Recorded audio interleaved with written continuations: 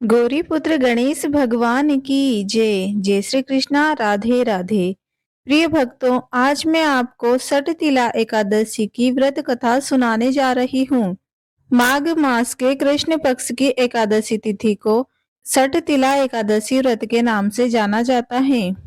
एक समय दालभ्य ऋषि ने पुलस्त्य ऋषि से पूछा कि हे महाराज, पृथ्वी लोक में मनुष्य ब्रह्म हत्या आदि महापाप करते हैं, पराये धन की चोरी करते हैं तथा दूसरे की उन्नति देखकर ईर्ष्या करते हैं। साथ ही अनेक प्रकार के व्यसनों में फंसे रहते हैं, फिर भी उनको नरक प्राप्त नहीं होता। इसका क्या कारण है? वे न जाने कौन सा दान पुण्य करते हैं जिससे उनके सब पाप नष्ट हो जाते हैं। यह सब कृपा करके आप मुझसे कहिए। पुलस्त्य मुनि कहने लगे कि हे महानुभाव, आपने मुझसे अत्यंत गंभीर प्रश्न पूछा है। इससे संसार के जीवों का अत्यंत भला होगा। इस भेद को ब्रह्मा, विष्णु, रुद्र तथा इंद्र भी नहीं जानते, परंतु मैं आपको यह गुप्त तत्व बताता हूँ। उन्होंने कहा कि माघ मास लगते ही मनुष्य को स्नान करके शुद्ध रहना चाहिए। इंद्रियों को वश में कर काम, क्रोध, लोभ, मोह, अहंकार, ईर्ष्या तथा द्वेष आदि का त्याग कर भगवान का स्मरण करना चाहिए। पुष्य नक्षत्र में गोबर, कपास, तिल मिलाकर उनके कंडे बनाना चाहिए। उन कंडों से 108 बार हवन करना चाहिए। उस दिन मूल नक्षत्र हो और एकादशी तिथि हो तो अच्छे पुण्य देने वाले नियमों को ग्रहण करें। स्नान आदि नित्य क्रिया से निवृत्त होकर सब देवताओं के देव श्री भगवान का पूजन करें और एकादशी व्रत को धारण करें। रात्रि को जागरण करना चाहिए। उसके दूसरे दिन धूप, दीप, नैवेद्य आदि से भगवान का पूजन करके खिचड़ी का भोग लगाएं। तत्पश्चात पेठा, नारियल, सीताफल या सुपारी का अर्घ देकर स्तुति करना चाहिए। हे भगवान, आप दीनों को शरण देने वाले हैं। इस संसार सागर में फंसे हुए का उद्धार करने वाले हैं। हे पुंडरीकाक्ष, हे विश्व भावन, हे सुब्रह्मण्य, हे पूर्वज, हे जगतपते, आप लक्ष्मी जी सहित इस तुच्छ अर्घ को ग्रहण करें। इसके पश्चात जल से भरा घड़ा ब्राह्मणों को दान करें तथा ब्राह्मण को श्यामा गाय और तिल से भरा हुआ पात्र भी दान में दें। तिल स्नान और भोजन दोनों ही श्रेष्ठ हैं। इस प्रकार जो मनुष्य जितने तिलों का दान करता है उतने ही 1000 वर्ष स्वर्ग में वास करता है। तिल स्नान, तिल का उबटन, तिल का हवन, तिल का तर्पण, तिल का भोजन और तिलों का दान, ये तिल के 6 प्रकार हैं। इनके प्रयोग के कारण यह षटतिला एकादशी कहलाती है। इस व्रत के करने से अनेक प्रकार के पाप नष्ट हो जाते हैं। इतना कहकर पुलस्त्य ऋषि कहने लगे कि अब मैं तुमसे इस एकादशी की कथा कहता हूँ।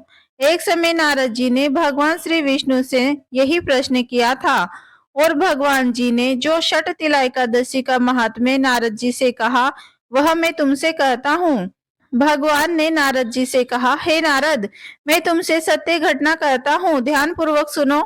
प्राचीन काल में मृत्युलोक में एक ब्राह्मणी रहती थी। वह सदैव व्रत किया करती थी। एक समय वह 1 मास तक व्रत करती रही। इससे उसका शरीर अत्यंत दुर्बल हो गया। यद्यपि वह अत्यंत बुद्धिमान थी, तथापि उसने कभी देवताओं या ब्राह्मणों के निमित्त अन्न या धन का दान कभी नहीं किया था। इससे मैंने सोचा कि ब्राह्मणी ने व्रत आदि से अपना शरीर शुद्ध कर लिया है, अब इसे विष्णु लोक तो मिल ही जाएगा, परंतु इसने कभी अन्न का दान नहीं किया, इससे इसकी तृप्ति होना कठिन है।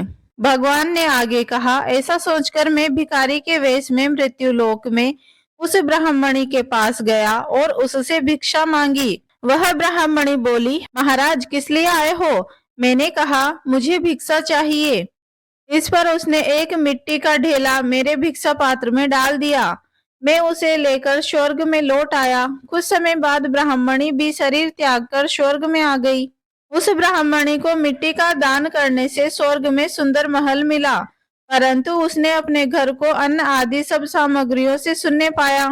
घबराकर वह मेरे पास आई और कहने लगी कि हे भगवान, मैंने अनेक व्रत आदि से आपकी पूजा की, परंतु फिर भी मेरा घर अन्न आदि सब वस्तुओं से शून्य क्यों है? इसका कारण क्या है? इस पर मैंने कहा, पहले तुम अपने घर जाओ, देव स्त्रियां आएगी तुम्हें देखने के लिए। पहले उनसे छठ तिला एकादशी का पुण्य और विधि सुन लो, तब द्वार खोलना। मेरे ऐसे वचन सुनकर वह अपने घर गई। जब देव स्त्रियां आई और द्वार खोलने को कहा तो ब्राह्मणी बोली, आप मुझे देखने आई हैं तो छठ तिला एकादशी का महात्म्य मुझसे कहो। उनमें से एक देव स्त्री कहने लगी कि मैं कहती हूँ। जब ब्राह्मणी ने छठ तिला एकादशी का महात्म्य सुना तब द्वार खोल दिया। देवांगनाओं ने उसको देखा कि न वह तो गंधर्वी है और न ही आसुरी, परंतु पहले जैसी ही मानुषी है। उस ब्राह्मणी ने उनके कथन के अनुसार छठ तिला एकादशी का व्रत किया। इसके प्रभाव से वह सुंदर और रूपवती हो गई तथा उसका घर अन्न आदि से समस्त सामग्रियों से युक्त हो गया। अतः मनुष्य को मूर्खता त्याग कर छठ तिला एकादशी का व्रत और लोभ न करके तिल आदि का दान करना चाहिए। इससे दुर्भाग्य, दरिद्रता तथा अनेक प्रकार के कष्ट दूर होकर मोक्ष की प्राप्ति होती है। बोले श्री हरि विष्णु भगवान की जय।